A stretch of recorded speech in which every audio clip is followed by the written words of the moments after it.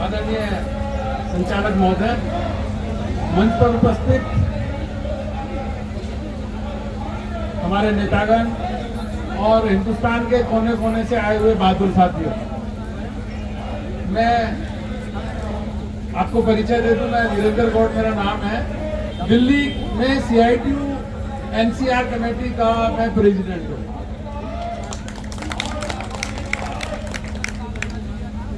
और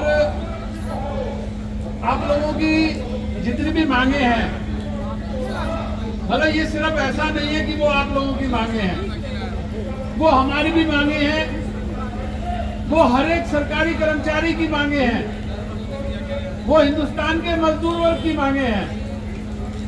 तो इसलिए दिल्ली NCR के मजदूर वर्ग की तरफ से, centre of Indian trade union CITU की तरफ से मैं आप लोगों की मांगों का पुरजोर समर्थन करता हूं और ये मांग करता हूं कि रेलवे बोर्ड को, रेल मंत्रालय को आपकी मांगों पे तुरंत संज्ञान लेकर इन मांगों को पूरा करना चाहिए। कुछ मांगे तो ऐसी हैं, जैसे पे कमीशन की मांग है, जैसे पुरानी पेंशन की मांग है, जैसे हमारे प्रमोशन चैनल की मांग है, जैसे हमारे अलाउंसेस की मांग है। ये मांगे हमारे रोजमर्रा के जीवन से जुड़ी हुई मांगे हैं। जब हमारे प्रधानमंत्री जी कहते हैं कि सबका साथ सबका विकास, अगर हमें समय सही वेतन नहीं मिलेगा, अगर हमें सुविधाएं नहीं मिलेंगी, तो हमारा विकास कैसे होगा भाई? तो हमारा विकास कैसे होगा? तो हम ये चाहते हैं कि आप लोग जो रेलवे को चलाने वाले लोग हैं, जो रेल की पटरी को संभालने वाले लोग हैं, जिन पटरियों पे रेलवे दौड़ती है, उनकी अगर मांगों को पूरा नहीं किया गया, उनकी अगर सुरक्षा का इंतजाम नहीं किया गया, उनकी अगर जीवन की रक्षा नहीं की गई, तो रेलवे की रक्षा भी नहीं हो पाएगी। हमें याद रखना चाहिए एक बात, मैं दो बात कह के सिर्फ अपनी बात समाप्त करूंगा, क्योंकि हम ये मांग करने आए हैं केंद्र में बैठी हुई बीजेपी की सरकार को, केंद्र में बैठी हुई NDA की सरकार को, केंद्र में बैठी हुई मोदी सरकार को। तो हमें ये नहीं भूलना चाहिए कि यही सरकार है जो रेलवे मंत्रालय का बजट अलग पेश किया जाता था, जिसके बजट पेश करने के बाद पूरी पार्लियामेंट के अंदर रेलवे के एक एक काम के ऊपर, एक एक कर्मचारी के ऊपर, एक एक बात के ऊपर रेलवे की पार्लियामेंट में बहस होती थी। रेलवे का बजट खत्म करके इस सरकार ने रेलवे के बारे में बात करना पार्लियामेंट में बंद कर दिया। पूरा का पूरा बजट सत्र चलता था रेलवे के नाम पे, अब नहीं चलता। अब पूरे बजट पे बात होती है, रेलवे पे बात नहीं होती है।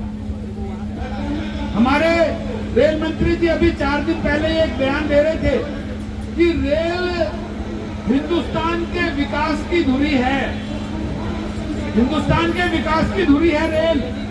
अरे रेल तो विकास की धुरी है, लेकिन रेल को चलाने वाला ये कर्मचारी, इसके विकास की तो बात करो। जब तक इसका विकास नहीं होगा, रेलवे का विकास नहीं होगा। और जहां तक पुरानी पेंशन की बात है, इनके लिए हमारी पेंशन, इनके लिए हमारा पे कमीशन चुनावी हथकंडा है, चुनावी हथकंडा। जब दिल्ली में चुनाव आया था विधानसभा का, जब दिल्ली में विधानसभा का चुनाव आया, इन्होंने इनकम टैक्स में छूट और पे कमीशन की घोषणा कर दी। 8 महीने हो गए, 8 महीने उस घोषणा को किए हुए, 8 महीने। अभी तक पे कमीशन के मेंबर कौन कौन होंगे, उनका जिक्र नहीं किया इन्होंने, नहीं किया ना। 8 महीने पहले घोषणा करके भूल गए। अब बिहार में विधानसभा का चुनाव आया तो इन्हें ये कहा कि हम अगले साल जनवरी तक इस पे कमीशन को लागू कर देंगे। तो भाई ये पे कमीशन का जुमला तुम्हारे लिए चुनावी जुमला हो सकता है, लेकिन हिंदुस्तान के वर्किंग क्लास के लिए, हिंदुस्तान के कर्मचारियों के लिए, हिंदुस्तान के मेहनतकश आवाम के लिए ये उसके जीवन और मरण का प्रश्न है। पे कमीशन तुम्हें लागू करना पड़ेगा, ये हमारी समझ से कहना चाहते हैं। और जहां तक पेंशन की बात है, हमारी पेंशन जब खत्म हुई, मैं दिल्ली में सरकारी कर्मचारी रहा हूं, मैं दिल्ली जल बोर्ड में काम करता था, 2.5 साल से मैं रिटायर हो गया हूं। आज मैं सीटों में काम करता हूं, मजदूरों के बीच में काम करता हूं, क्योंकि 40 साल मैंने मजदूरों के बीच में काम किया है। लेकिन जब पेंशन की बात आती है तो हमें यह नहीं भूलना चाहिए, पेंशन खत्म करने वाली अटल बिहारी वाजपेयी जी की सरकार थी। 2004 में जब पेंशन खत्म हुई तो देश के अंदर अटल बिहारी वाजपेयी जी की सरकार थी। आज भर्ती पे पाबंदी है, अगर मजदूर वर्ग की भर्ती है, भर्ती पे पाबंदी है। अगर रेलवे का निजीकरण है, अगर सारे सार्वजनिक संस्थानों का निजीकरण है, तो उसकी जिम्मेदार अगर कोई है तो एनडीए के नेतृत्व में काम करने वाली ये मोदी सरकार है। अन्यथा रेलवे जिसमें लगभग 12 लाख से 15 लाख कर्मचारी हुआ करते थे, तो रेलवे तो बढ़ी है ना, रेल की लाइनें बढ़ रही है, रेल की पटरियां बढ़ी है, रेलवे की जो हमारी बोगियां हैं वो बढ़ी हैं, रेलवे के स्टेशन बढ़े हैं, सब कुछ तो बढ़ा है, लेकिन रेलवे का कर्मचारी घटा है। रेलवे का कर्मचारी घटा है। आखिर कौन कर रहा है ये काम? ये काम ठेके का कर्मचारी कर रहा है। ये जो ठेके का कर्मचारी जिसके लिए आज कोई सुरक्षा नहीं है, तो जो ठेकेदारी प्रथा को चलाए वो हमारा दोस्त नहीं हो सकता है। और पेंशन की बात, एक एमपी 4 बार जीत जाए तो 4 पेंशन, एक एमएलए 4 बार जीत जाए तो 4 पेंशन, हमारा कर्मचारी 40 साल नौकरी करे तो भी पेंशन नहीं। ये कितना बड़ा अन्याय है हमारे साथ।